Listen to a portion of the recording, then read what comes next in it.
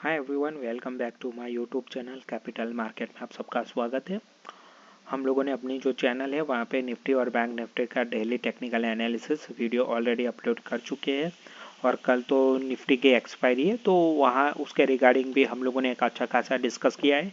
तो अगर प्लीज़ आप लोगों ने नहीं देखा है तो प्लीज़ जाके एक बार देखिए।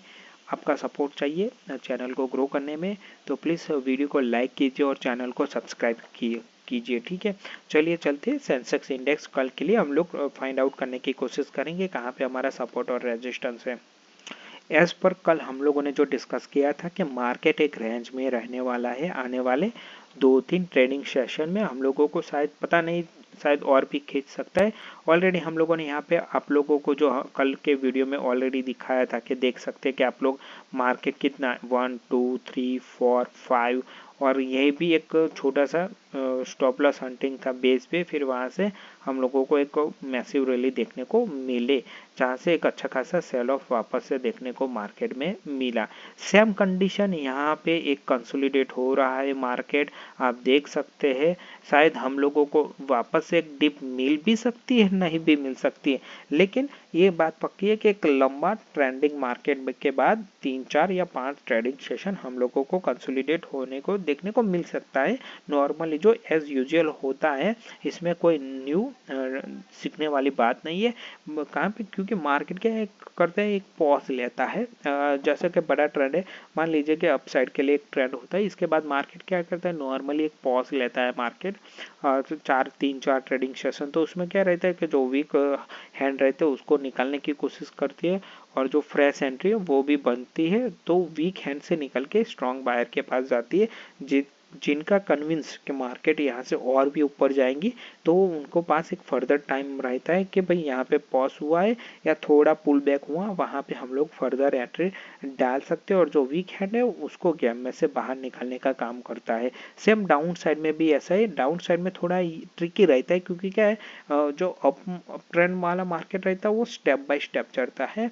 यानी कि मान लीजिए आप ग्रेविटी की तरह काम करता है। मान लीजिए आप पृथ्वी से, यानी जो अर्थ है, एटमोस्फेयर तरफ बाहर निकलने की कोशिश करते हैं जमीन से, जैसे कि रॉकेट, तो उसको हैवी ग्रेविटी लगता है। ऐसा ही रहता है मार्केट में, क्योंकि जब जाता है तो उसको ग्रेविटी का भी सामना करना पड़ता है। हर जगह ग्रेविटी अवेलेबल है। जैसे मार्केट गिरता है, कोई भी चीज ऊपर से गिरती है तो हैवीली स्पीड में आती है, क्योंकि क्या करती है, ग्रेविटी खींचती है उसको, पुल बैक करती है। सेम ऐसे ही मार्केट में सिनेरियो, जब भी मार्केट डाउन साइड जाता है तो आप लोगों को देख सकते हैं, आप 3-4 ट्रेडिंग सेशन में ही सारा खत्म कर देता है। जब ऊपर साइड जाता है मार्केट तो उसको 15-20 दिन लगता है, उसको खत्म करने में सिर्फ 3-4 ट्रेडिंग सेशन लगता है। इसके बाद मार्केट कंसोलिडेट होता है, दोनों साइड अप या डाउन। सेम सिनेरियो यहीं पे भी है, एक मार्केट कंसोलिडेट होता है। और आज भी अगर देखोगे तो हम लोगों ने जो बात किया था कि ये लेवल इंपॉर्टेंट रहने वाले हैं, इसके ऊपर अगर मार्केट निकलता है 77,000 तो हम लोगों को एक तेजी देखने को मिल सकती है। सेम आज मार्केट 77,000 से ही मार्केट डाउन साइड के लिए गया, लेकिन इतना भी नहीं गया। 76,500 जो ऑलरेडी हम लोगों ने डिस्कस किया हुआ था कि यहाँ पे सपोर्ट है।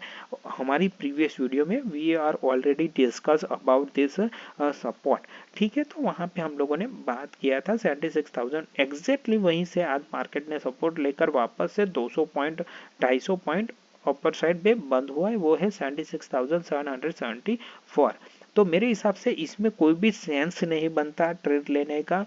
मैं ऑलरेडी बता चुका हूँ कि एक बार 76,500 के नीचे ब्रेक होता है तो रिस्की प्लेयर जिसको शॉर्ट करने के नहीं पे, मुझे अभी भी डाउन साइड लगता है, तो मेरे हिसाब से गैप डाउन खुलने दीजिए, 76,500 के नीचे खुलने दीजिए। इसके बाद 250 से 300 पॉइंट सेंसेक्स में आप लोगों को स्टॉप लॉस देना पड़ेगा, क्योंकि ये बड़ा इंडेक्स है और टारगेट भी बड़े होते हैं, ऐसा नहीं कि छोटा ही टारगेट रहता है। फिर जो सीधा टारगेट निकल के आता है वो 75,500 एक बड़ा टारगेट है, उसमें कोई कोई राय नहीं है। ठीक है, अगर मार्केट 77,000 अगर क्रॉस करके निकलती है तो मान के चलिए आप लोगों को 77,500 600 मार्केट में नेक्स्ट ट्रेडिंग सेशन में देखने को मिल सकते हैं, या तो फिर यहाँ पे और एक दिन हम लोगों को कंसोलिडेट होता हुआ मार्केट देखने को मिल सकता है। तो मेरे हिसाब से 20 जनवरी वैसे भी इम्पोर्टेंट है, क्योंकि जो यूएस न्यू इलेक्टेड प्रेसिडेंट है वो भी बैठने वाले, तो शायद मार्केट ट्रिकी भी है कि वो क्या करने वाले, क्योंकि क्या है कि अभी 3-4 ट्रेडिंग सेशन बचे हैं, तो वो शायद मार्केट टेस्ट कर रहा है, इसीलिए जो एक जोन में फंसा हुआ मार्केट, शायद मेरे हिसाब से जो मुझे फील हो रहा है वो मैं आपको डिस्कस यहाँ पे बताता हूँ। क्योंकि क्या है कि वहाँ पे शायद मार्केट ये एक्सपेक्ट कर रहा है कि वो बैठने के बाद 1-2 दिन कैसा रहता है, इसके बाद एक